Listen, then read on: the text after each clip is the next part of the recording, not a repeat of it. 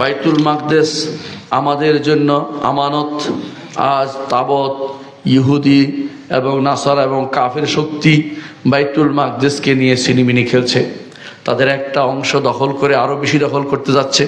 এভাবে তারা মুসলিম দেশগুলোকে প্রধানত করছে, মুসলিমদেরকে অপমানিত করছে। আমাদের কাঁধের উপর আমানত হয়েছে বাইতুল মাকদেস।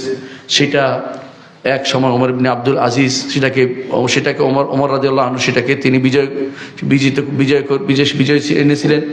তারপর সেটাকে সালাহুদ্দিন আইয়ুবী সহ পরবর্তী জেনারেশন সেটাকে আবার পুনরুদ্ধার করেছিলেন। আবার আল্লাহ তাআলার কাছে আমাদের এই দোয়া থাকবে, তিনি যেন এমন কোনো কায়েদ, এমন কোনো নেতৃত্বের ব্যবস্থা করেন যার নেতৃত্বে মুসলিম বিশ্বের লোকেরা যারা চায় তারা একত্রিত হয়ে বাইতুল মাকদেসকে আবার পুনরুদ্ধার করতে পারবে। বাইতুল মাকদেসের এই পুনরুদ্ধার কাজে অবশ্যই যারা শরীক হবে তারা সারা দুনিয়াতে প্রশংসিত হবে।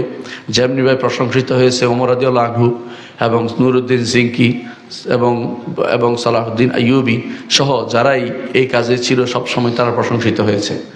এটা মুসলিম এবং কাফেরদের এটা ইমানের পরিচায়ক জায়গা। মুসলিমরা আজ বিভিন্ন শততা বিভক্ত হয়ে গেছে, ইমান ও আকীদার কোনো গুরুত্ব তাদের নেই। সেরকম ইমান থাকতে হবে যে ইমানের কারণে বিজয় লাভ হবে, সেরকম শক্তি থাকতে হবে যে শক্তির কারণে সালাহুদ্দিন আইয়ুবী ইমান এবং শক্তির কারণে বলিয়ান হয়ে বিজয় আনতে পেরেছিলেন। আল্লাহ তাআলার সাহায্য তখনই আসে যখন মানুষের ঈমান ও ইখলাস আসে। আমাদের ঈমান ও ইখলাসে ত্রুটি থাকলে বাইতুল মাকদেস আমাদের হাতে আসবে না।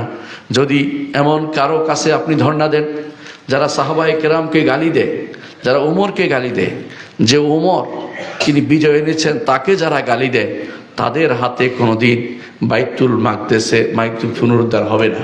সুতরাং মুসলিমদের হাতে আসতে হলে আবার আমাদেরকে ঈমান ও আকীদার বলিয়ান হতে হবে, আমাদেরকে বিশুদ্ধ হতে হবে, আমাদেরকে আল্লাহর পথে ফিরে আসতে হবে। আকুলু কাওলি হাযা ওয়া আস্তাগফিরুল্লাহ লি ওয়া লাকুম ওয়া লিসাইরিল মুসলিমিন ফাস্তাগফিরু ইন্নাহু হুয়াল গফুরুর রহিম।